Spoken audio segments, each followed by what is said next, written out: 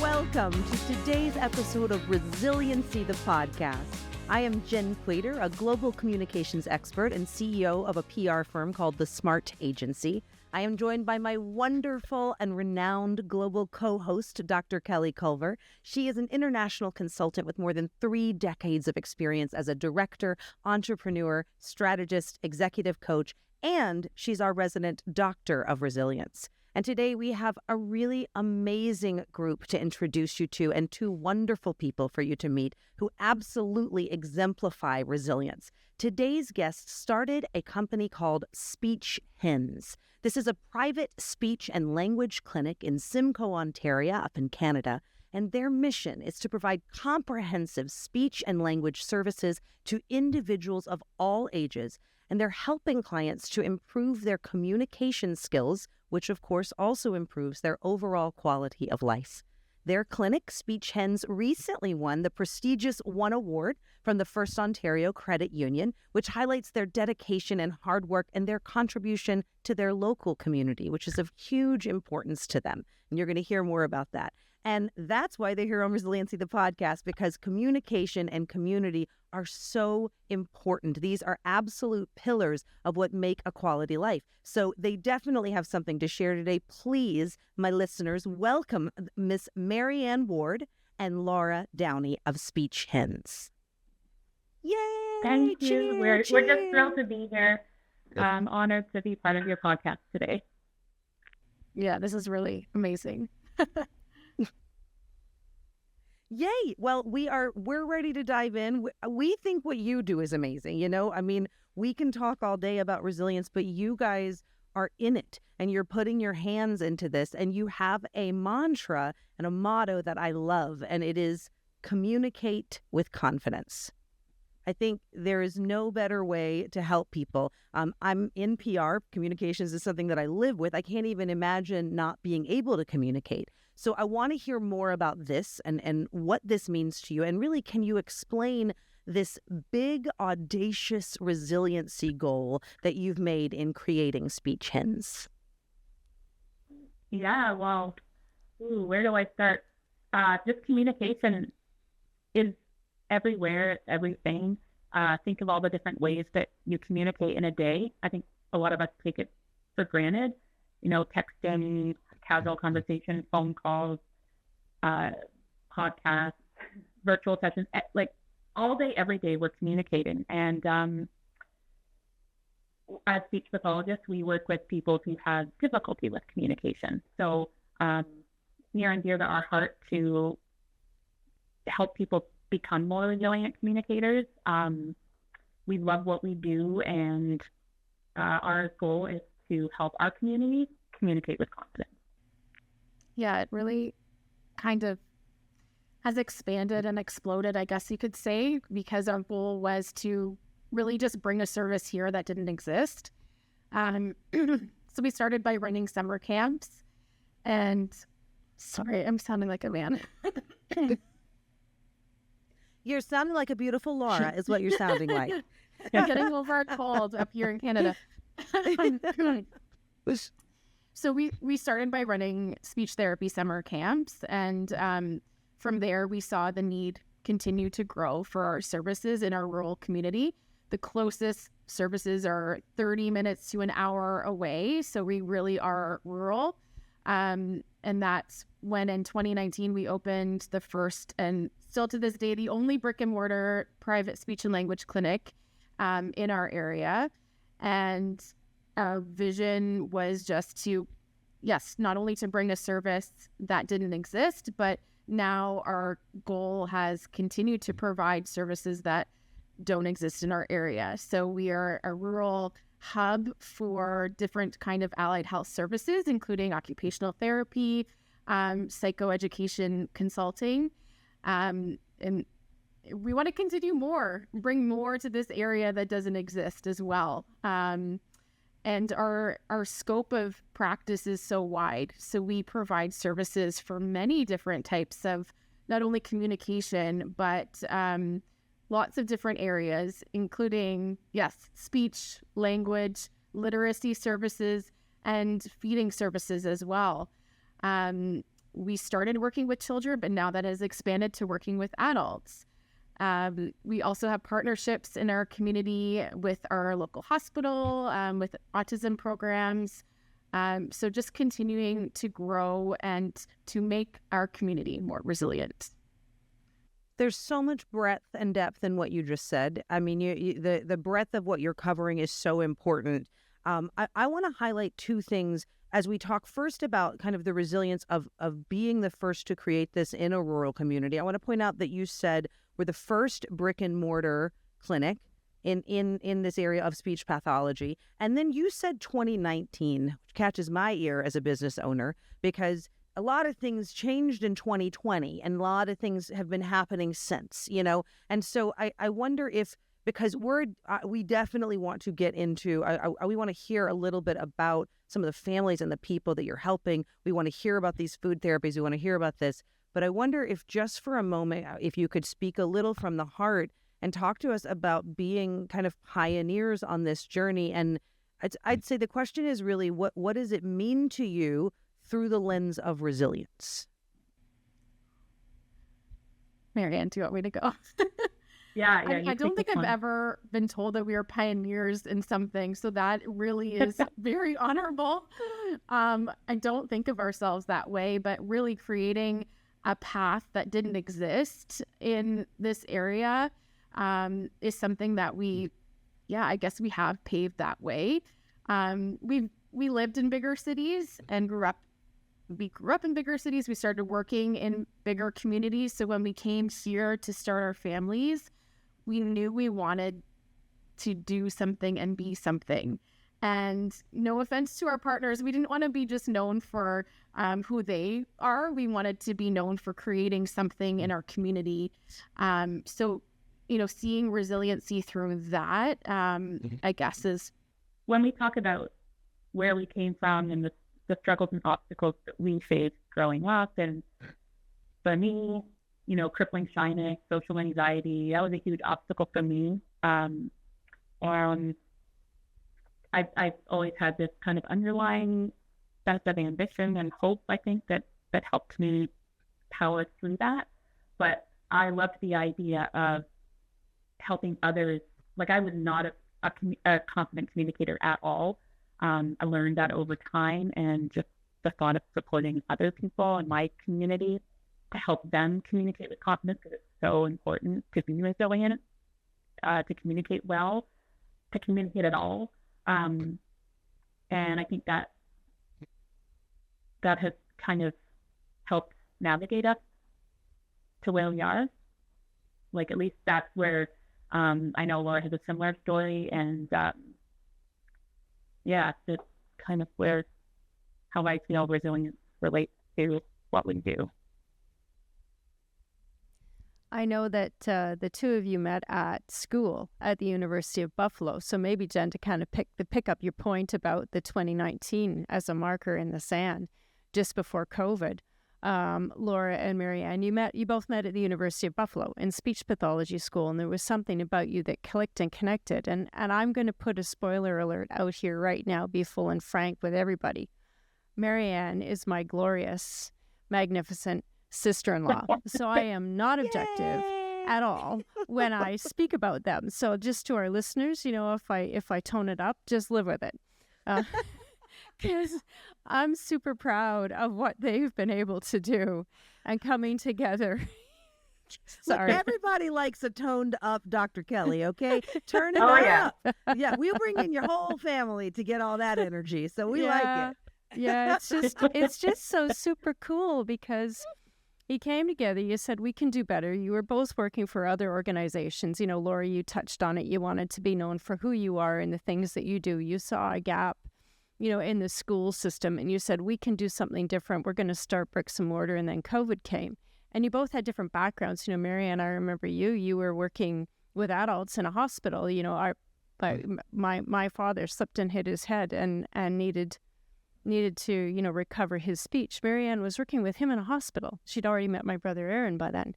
So there's this huge roundness, and they don't blow their own horn very well, Jenn. So you and I got to try and draw it out of these lovely, lovely women, because What they said to me the other day was it takes a team to help their clients be set up for success.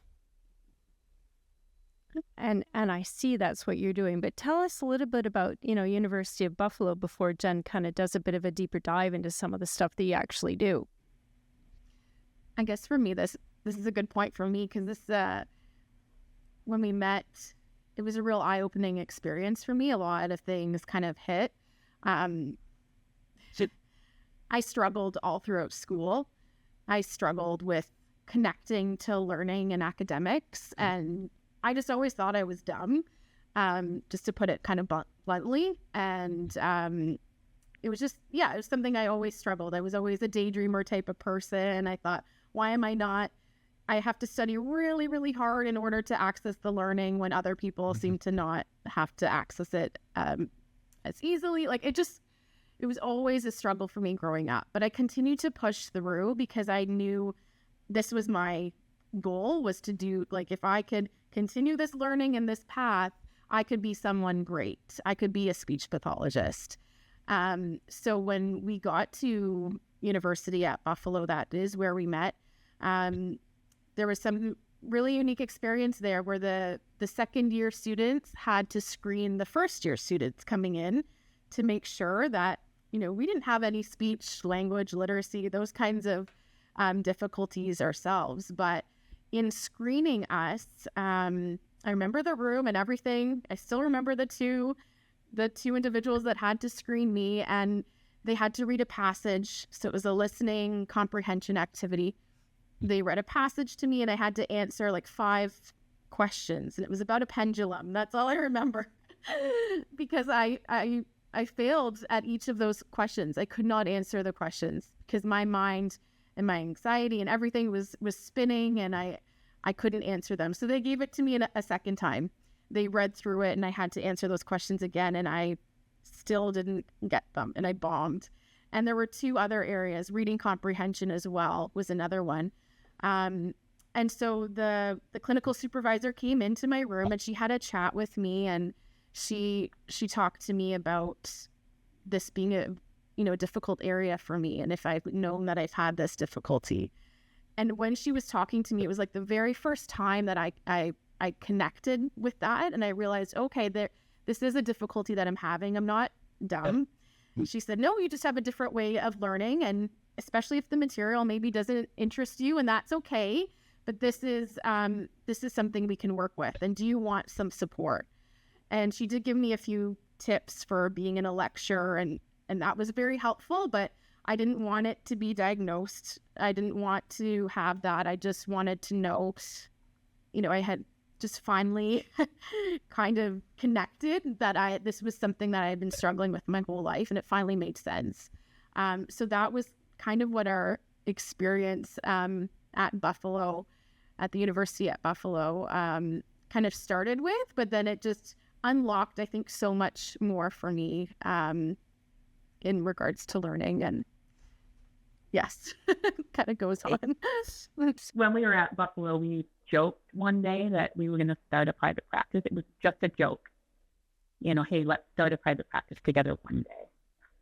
And then we weren't even searching for that. Like we went on our separate ways. We ended up in the same town, and then we started a private practice together. And I think our similar struggles in our past, brought us together, and it was kind of destined that we do this for a small community like this.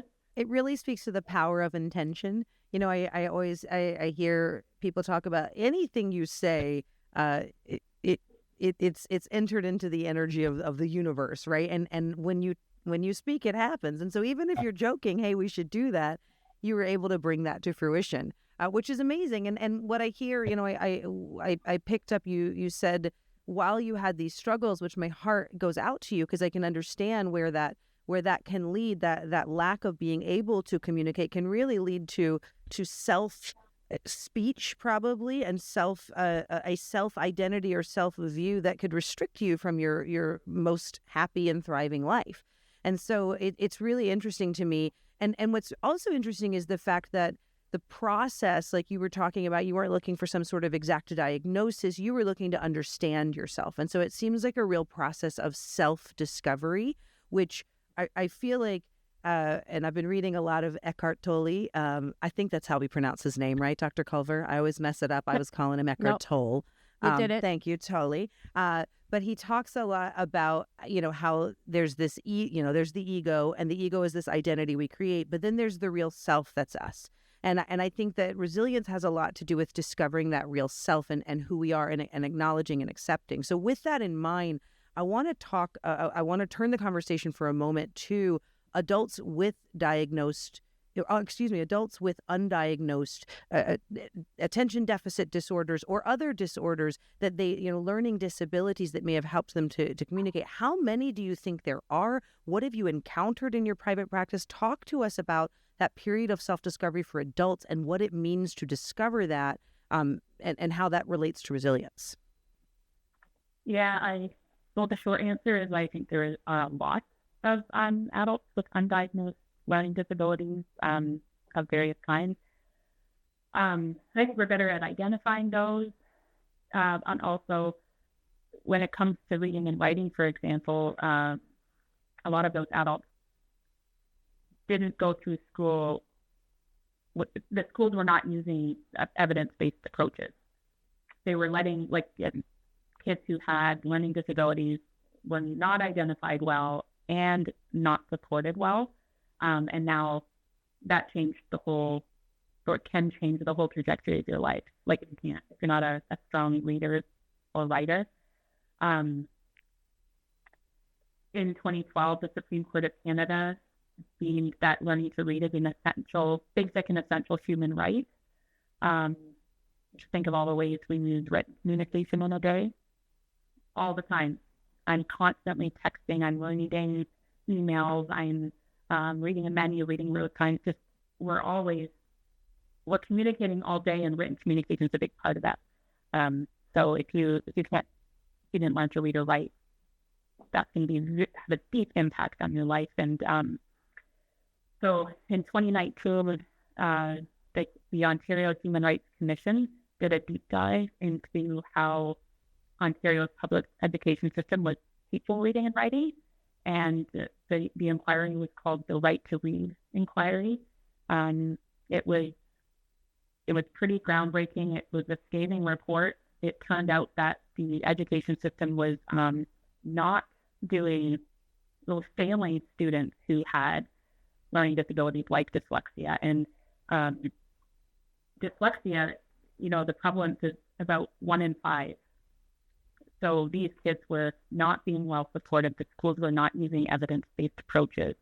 And so the Ontario Human Rights Commission looked at the human rights issues around that. It's a basic and essential human right, and we were not doing right by these children who are now adults. So may have a diagnosis, may not have a diagnosis, but I just think about Laura, maybe there was a diagnosis there, very unsupported for whole schooling. The wrong approach to teach them these things. So we've let a lot of people down, and I think that if that would have really impacted their sense of resilience, not been, so right. We should be able to read and write when we leave school. It's going to change everything for you and your future. And so I think about all those adults who were kids who were just unsupported, and it's heartbreaking. One of the things that I see in that is, a big piece of resilience that we talk about here is being able to just look at things and accept them as they are, and I think when you say that, you've given some heartbreaking statistics, and yet here we are. We're here today, and that happened, right? And so now you have a group of people who don't have those skills, and hence you bring this service, which again, this is where innovation is born of resilience, and I see that as chicken and egg, And so I want to ask, looking ahead, as you guys now have brought this service to life, you are working with adults and children, but again, looking just for the moment at adults, what's a success story? What does it look like when you do break through and you do give this support, can talk to us about what that looks like? That's a fun one. It's just, I love my job so much. There's so many success stories, and I do a lot of literacy intervention here at the clinic. A lot of those kids come to me on my caseload, and the best part of my job is when a child comes to the clinic, they can't reading and writing, like despise it. They don't want to be there. It's painful for them to work on it. The school did not teach them how to read. They're in grade 2, follow 3, usually when they come to us. And then we use evidence-based approaches here, and we're working with them over time. And then my favorite part is when they make that mindset shift. They're like, well, what are we reading today? What do I get to read today? Oh, well, this is what we're going to do today. Well, yay, that's exciting. And, I had this one boy who, same thing, he came to the clinic, just absolutely, you could see tears burning in his eyes when we were working on it. It was so hard for him. And it got to the point he started to become successful. He had that mindset shift. And then he was a hockey player as well, a very good one. And he had the chance to be on the rep hockey team. He was in the waiting room when he said this to his dad. So there was a scheduling conflict between like him coming to Speech Hens for his reading and writing stuff and his rep hockey schedule. And he said to his dad, I want to come to Speech Hens. I don't want to do rep hockey. I want to come here and continue my learning. I'm like, oh my gosh, he picked Speech Hens over rep hockey. Like, wow, like, my work here is done. This is amazing. Like, just to see that mindset shift, that's what I wait for in all my clients. It's just like, oh, they've made the shift. They're confidently reading or they're confidently writing, and everything looks like it really affects mental health, like Laura talked about it. And we see it in a lot of our clients, not just with reading and writing, but it's with articulation issues when no one can understand them when they talk. It really gets frustrating and makes, like I've had kids here, makes them feel, the reading and writing, like dyslexia, makes them feel done. They say that, like, I just feel so done. And it really affects them. And we just want to bring out that confidence in them. And when they make that shift, like, I'm doing this, this is awesome. Like, just is everything for me. I think that mind shift is important in all children. When you see that, like Marianne said, and that unlock, you know that you've changed that trajectory for them in their path in life. And I think you had brought that, you said that point as well, Marianne, because a lot of parents might think, okay, if they can't read or write, let's just read more to them. We just need to practice reading more to them. And although that is a great skill, we're not going to say don't read to your child. That is not the thing they need. They need to learn that skill. They need it taught a certain way if they aren't picking it up right now. And when they come here and they unlock that and you see it switch for them, and it's now created this whole new path for them where they may have avoided so many tasks before. They may not have, turned out to be, I think we'll see in a decade when all these kids come back to us and they're adults. We'll see now what they are doing with their lives and maybe just knowing what they may have done differently if they didn't get this shift for them, if they didn't get these opportunities to learn these skills. The good news too, in Ontario, after that reading report came out, Ontario has to completely change how they teach reading and writing to a better evidence-based approach. So I feel like we are going to hopefully see less and less kids coming into the clinic. But even then, even if they're doing the right thing, some kids still need that one-on-one extra opportunity and maybe have more than just dyslexia going on. I think what you've talked about is the concept of missed opportunities. Both Marianne and Laura have talked about that. I have a friend who's a little older than me, and at her age, she was just diagnosed with ADHD. Now, why I'm telling this story is because she struggled in university. and struggled and struggled and struggled and, barely got by to get her degree. And in the email that she sent me to tell me that she'd been diagnosed with ADHD, she said, if I had only known when I was in university, it wouldn't have been so hard. My path would have been different. I wouldn't have, when I was downsized, quit my job, moved to a rural community in Northern Ontario. She's been unemployed for 12 years. She said, my life was wasted. So it's this, how you change the opportunity for people. You talk about this trajectory, and I look at this person who I've known for 30 plus years, and she's looking back on her life saying, I wish it had been different. If I had only known, I could have been someone.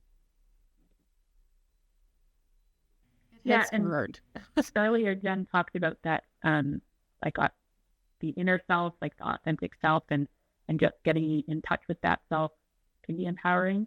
And I think, that's true. Like just knowing that about yourself. Sometimes when we work with our clients and we kind of take stuttering, for example, and you explain what it is, you empower them with knowledge, and then they feel relieved often. Oh, that's what it is. And hey, these are some things you can do to make it easier. And it's like kind of like it's everything to them. I'm just like that knowledge alone, like, oh, I understand it now. Like, and then, then from there, the journey to accepting that. We often get hung up on these diagnoses, or parents do, and think of it as it's a very negative stereotype, negative associations with a diagnosis. But really, it just gives us answers. It just gives us more information so we know how to treat that child. We know what supports they might need or might not need. And having those diagnoses, sometimes now we are the very first professional to tell the parent that their child might have a diagnosis of ADHD, or that this is some red flags that we are seeing. Maybe this is something you need to get checked out. And this is why we are saying this, because it could change that trajectory, could change that path for them to get the supports that they need. And again, thinking about my story, sure, I didn't want to be diagnosed later in life, but if I had just known about these supports that I needed earlier on, same thing, it could have helped so much more.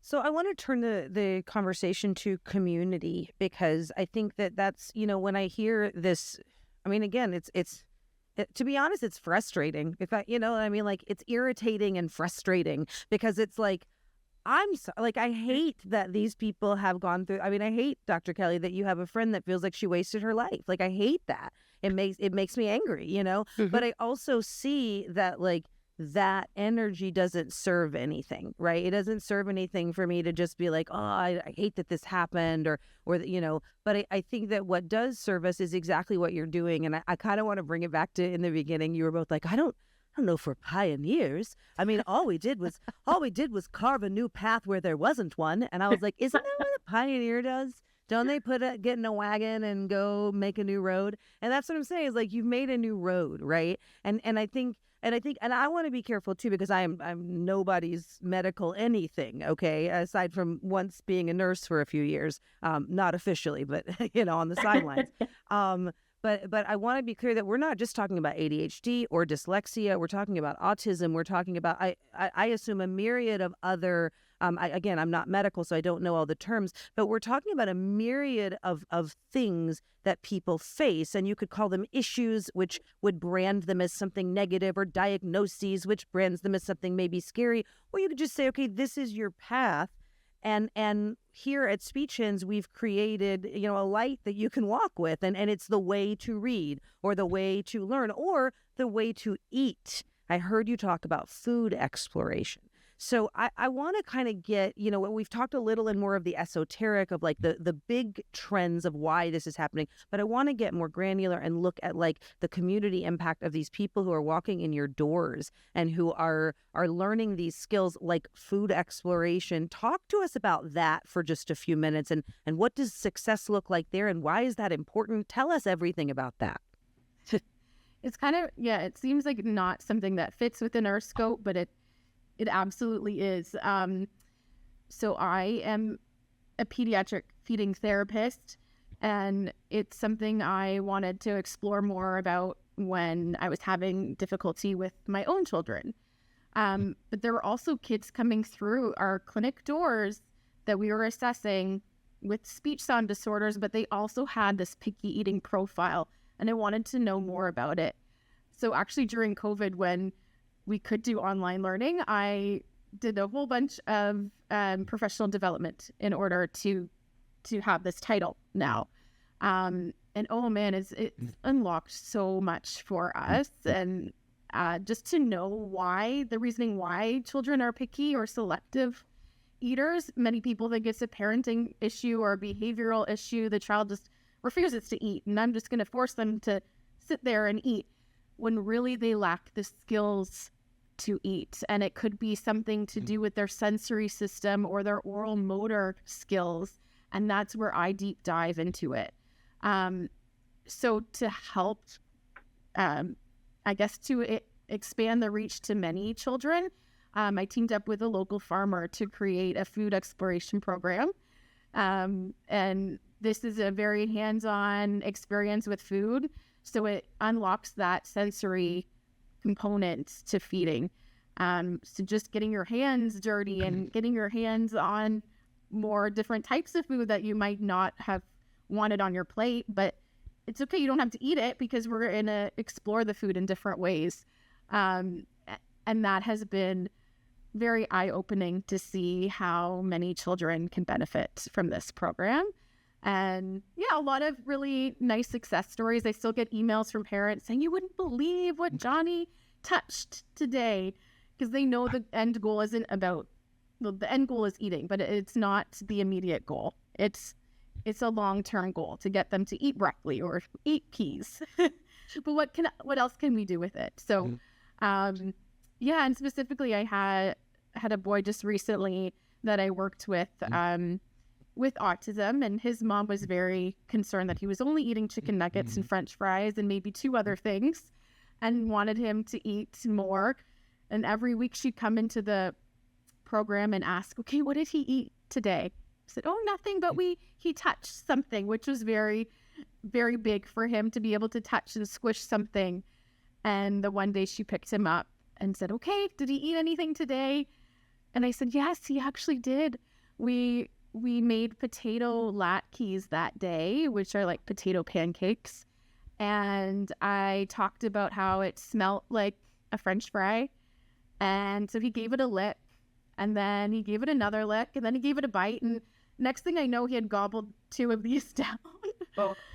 So she was just so thrilled that he ate this. And, there's many different stories like that as well, because I feel like a lot of kids struggle with being picky eaters at home. So there are 2 things that make me think of. The first I want to just say is the family impact. I mentioned before we got on that I have a connection to this, and I've seen how when one child in a family has this to face and is not able to eat, it affects everything. It affects how mom gets to work, how dad goes to, how brother exists. It affects the entire family, and so to be able to alleviate that stress. The other thing I just want to point out, just as I listen to you, is, we live in a world, Dr. Kelly Culver has a TEDx talk where she talks about the pings and pops and zips and zoops of all the digital and everything. And I run a PR and marketing firm where I believe, as of the last statistic, I think we have 3 seconds or something to get someone's attention. We're in this world of now, of immediacy. And I find it so interesting that as practitioners, as healthcare providers, what you're giving these people is time. That's very astute, Jenn. That's very astute. You're giving them time, and you're giving them time to, as a family, which is a small community. Our family is our first community, to build the resilience together. You're absolutely right. And so everybody then becomes confident. That's a brilliant insight, Jenn. Woohoo, you need the doctor today, not me. Well, Ooh, hey, now, do we have like a write-in PhD? Is that something I can do? Yeah. You're on it. I literally wrote that down. I took that line and wrote that down. Yes! Success! No, you're absolutely right, though. Like, time. We're giving them time together that's not so stressful. You're giving them time, like giving them opportunity and time. Yeah, I like that. I'm going to be thinking about that tonight. Well, and you're giving them too, like in my own TEDx talk, which is all about navigating change. You're giving them I call it like nurture your own garden of thinking, and there's something so important in that at any age. If someone gives me something to eat, I'm like, okay, maybe, but if it's my garden, if I grew it, I know where it came from, and that takes time, lots of time, and lots of like allowing yourself to explore, just as you're saying, Laura. No, he didn't eat anything today, but he touched something. He put his hand in the dirt, quote, metaphorically speaking. So I think there's something so critical here for all of our listeners to be thinking about, which is the time it takes, and there's massive benefit to this. So think about it. But there is time that it takes that you can dedicate that will bring that resilience forward. That's a big thing. Like you said, you hit the nail on the head when we just want quick results with everything that we do. How many of us have done a dieting trend and we just want it to be, like that? There is no magic pill. It all takes time. You got to find the right approach that works for you. But over time, it works. And you start implementing these skills and teaching new strategies, new skills. It will work over time, but it's not one magic wand, quick fix of anything.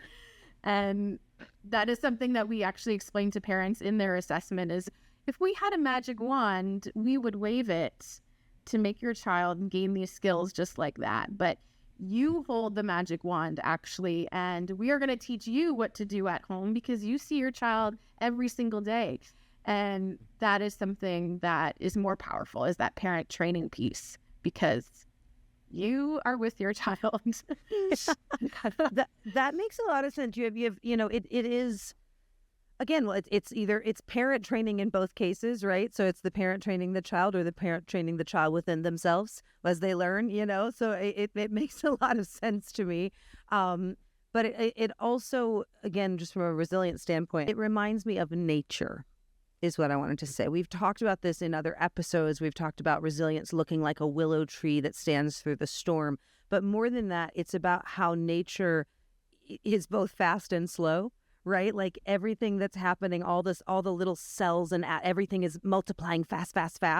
But really, I see a flower that blooms quite slowly. And so I think that there is an understanding that needs to be had about the pace of life and about society and and society goes back to like what you talked about with schools and institutions and at the wide level there's this kind of rubric that says, hey, this is what the masses need, this is what we're going to do.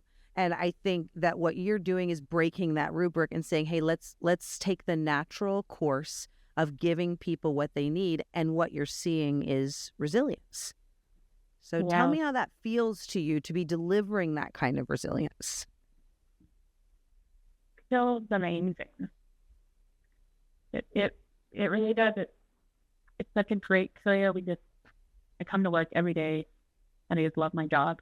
When you talked about time, I think, time passing, you're working on something can feel really hard and slow, but when I talk about that mindset shift, after that point, time is now doesn't feel so hard. So some of these kids, they come in, I don't want to, this is so hard, I don't want to be doing this.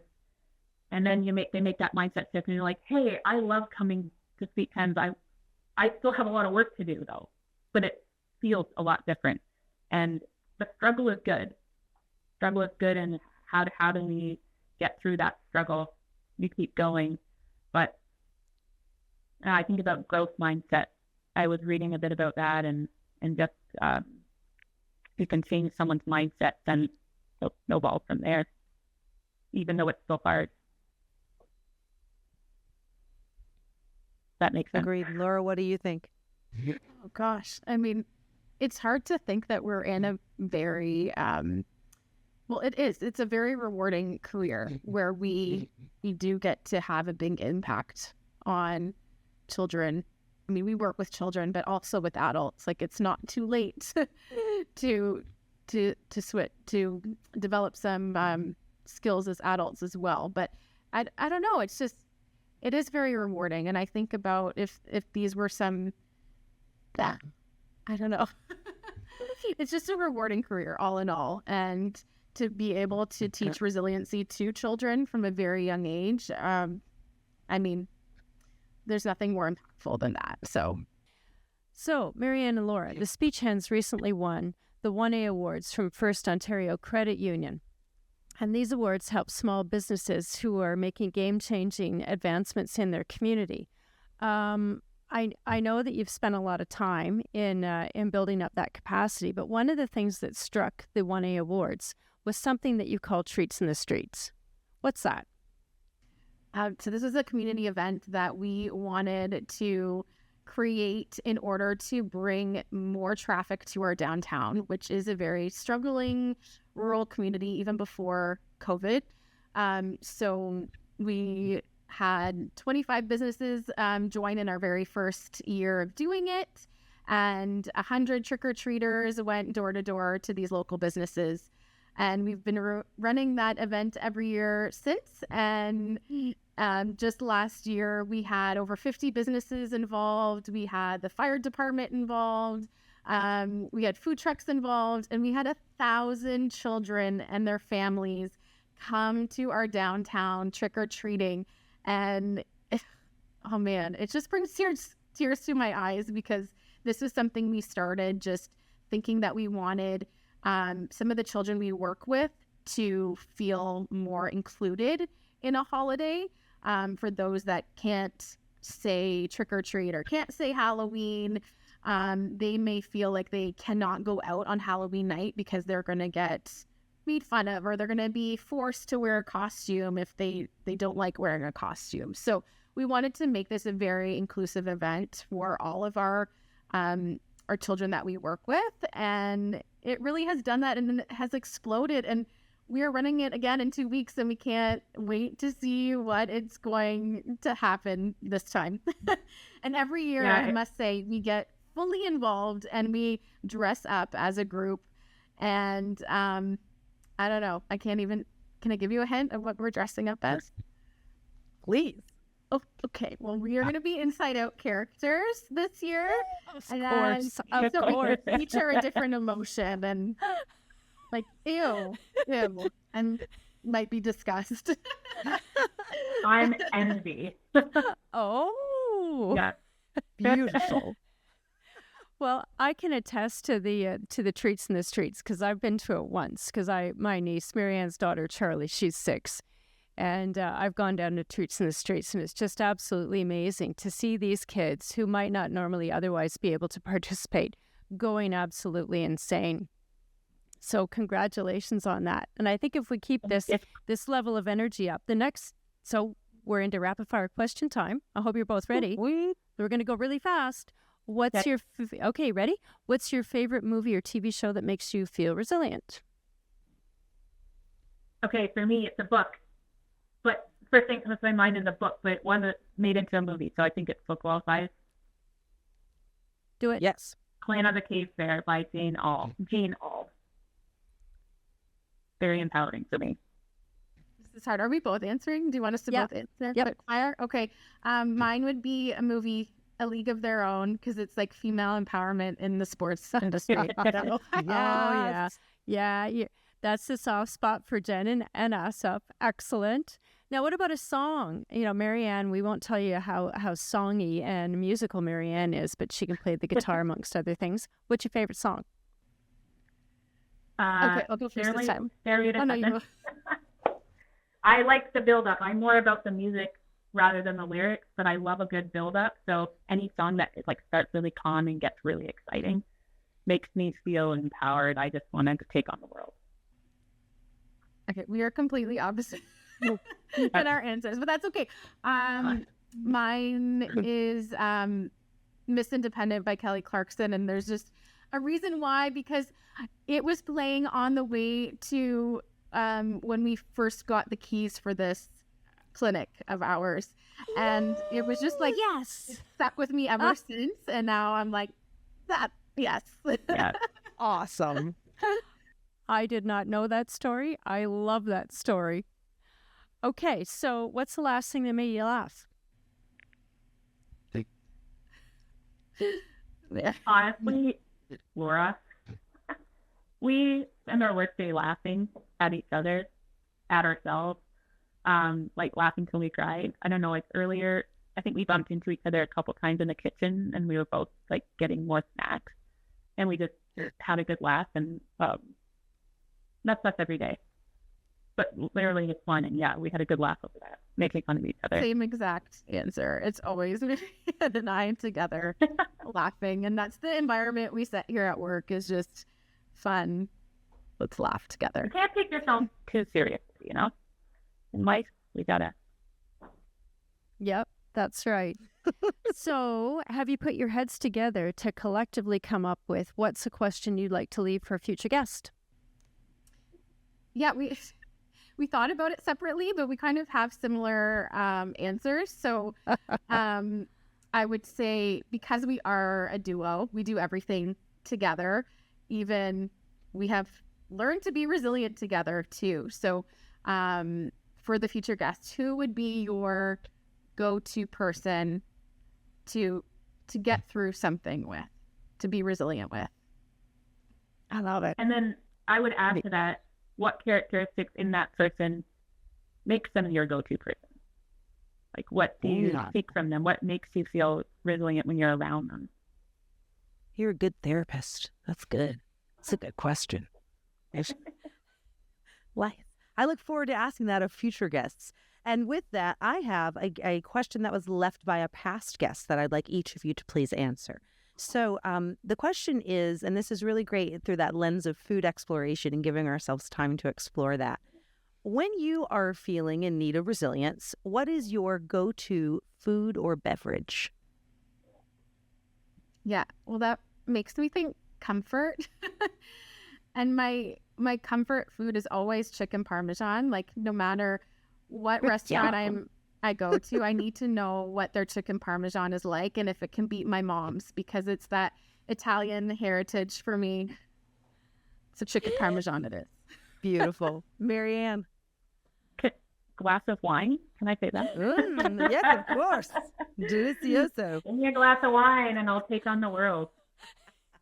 White wine. Amazing. Yeah, white wine. White wine. Chicken parmesan. I was going to say I would do maybe the red with the chicken part, but you know what? Take it either way it goes. Guys, Laura, Marianne, what an honor to have you today. You are really, truly changing the world in one speech hen at a time. And I think that I'm very honored to know some pioneers in your community, and that is you. And I'm very honored to have had the opportunity to share this story of resilience. Where can our listeners find you, learn more, follow you, and continue this journey with you? We're on Facebook, Instagram, and we have a website. And for all of the handles, it's at Speech Hens or at speechhens.com. Beautiful. At speechhens.com. Ladies and gentlemen, thank you as always for listening to us. You can find us on resiliencythepodcast.com or at Resiliency the Podcast on all the socials. If resilience is something that you're interested in, we encourage you to subscribe to us on YouTube or like this episode wherever you are listening. It really helps us to continue building this community and keeping this resilience going. And as you know, Resiliency the Podcast is the place for stories, strategies, and inspiration that help you to embrace change, overcome challenges, and redefine resilience. So again, we hope you'll connect with us and continue to learn. I am Jenn Quader. You can find me online at Jenn Quader, JENNQUADER, or at jennquader.com, or at my company, thesmartagency.com. our beautiful, wonderful, amazing, illustrious co-host, Dr. Kelly Culver. You can find her online. Her company is theculvergroup.ca. That's .ca for Canada. She's also at Dr. Kelly Culver on Instagram and LinkedIn. So for all of us here at Resiliency the Podcast, we are grateful. We honor the ability to communicate with confidence. We wish that for you in every way. And we thank you again for being here for a beautiful episode and look forward to continuing to be resilient with you next week. Stay strong, be resilient.